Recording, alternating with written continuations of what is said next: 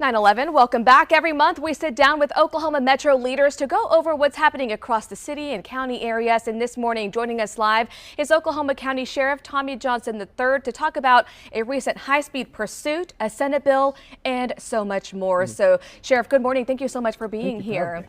Let's talk about that incident here. We were just showing that video. That was on Monday. It was a high-speed pursuit that deputies were involved in, ended in a crash, Southwest 29th and Council. Walk us through this incident and what led up to it. So when we first talk about the incident, our deputies encountered this individual a couple days before, attempted to stop him. The suspect led us on a chase that day. Our deputies have to constantly evaluate, roads, how many motorists are out, different things that we go through to make sure staying in the pursuit is actually the best thing for our citizens. And so that first day they decided to terminate the pursuit. We gave the name and the individual suspect's name to our warrant squad. They went out. He saw us coming up and then led us on another pursuit.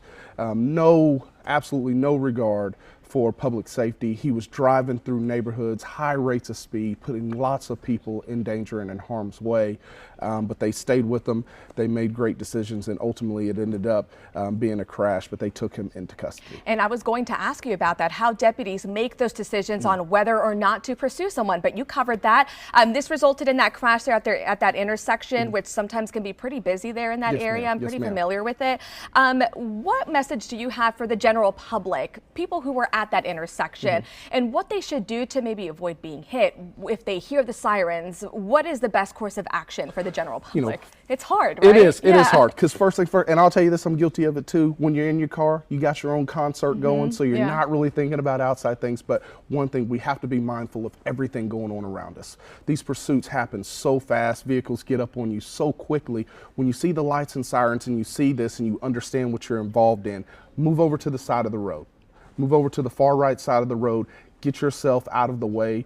Do not get involved. Sometimes we see people that realize they're in a pursuit and what they're doing, and they try to stay in front of the car that we're pursuing. Do not put yourself in harm's way. We got this. Let us work. Just get out the way. Keep yourself safe, and then we can take it from there. Yeah, and in this incident, no one was hurt, right? No one was hurt. Okay, no, so ma'am. That no, is ma'am. some good news there. And that's a blessing for that. And the suspect was taken into custody. But we are grateful for our citizens. We are grateful for law enforcement and the decisions that they have to make.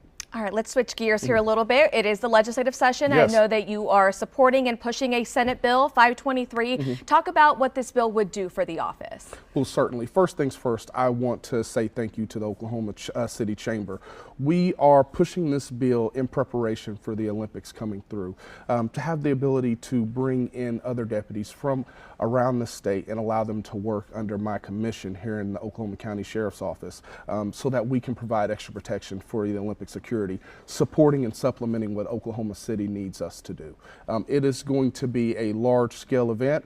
Obviously, the Olympics coming to Oklahoma City, what we know of right now with our river, and certainly with softball, shouts out to Patty Gasso for becoming the head coach for the softball Olympic team.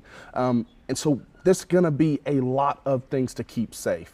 And so we're just going to need to be able to pull on resources from everywhere. Okay, and that's what this bill is going to accomplish. Yeah, so we are really excited. We're still waiting on that official confirmation for the Olympics. Come on, LA, right? Yes. All right, so we talk about big events like that, and the sheriff's office will definitely be involved in providing their security.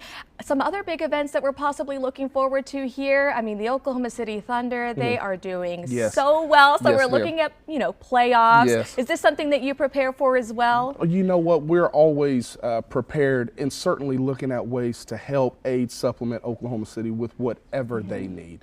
That bill certainly allows us the opportunity to do that. But too, yes, we are trying to be mindful of how Oklahoma City's growing and how it's becoming a destination for other venues and other people. And so just the ability to keep people safe and call in other resources. All right, keeping people safe. Earlier this week, we saw some icy conditions out on the road. What was the response like for the sheriff's office? First off, I'm calling Jonathan asking why he allowed this to come in, because we should every time. We should never do that. But, first things first, keep it safe.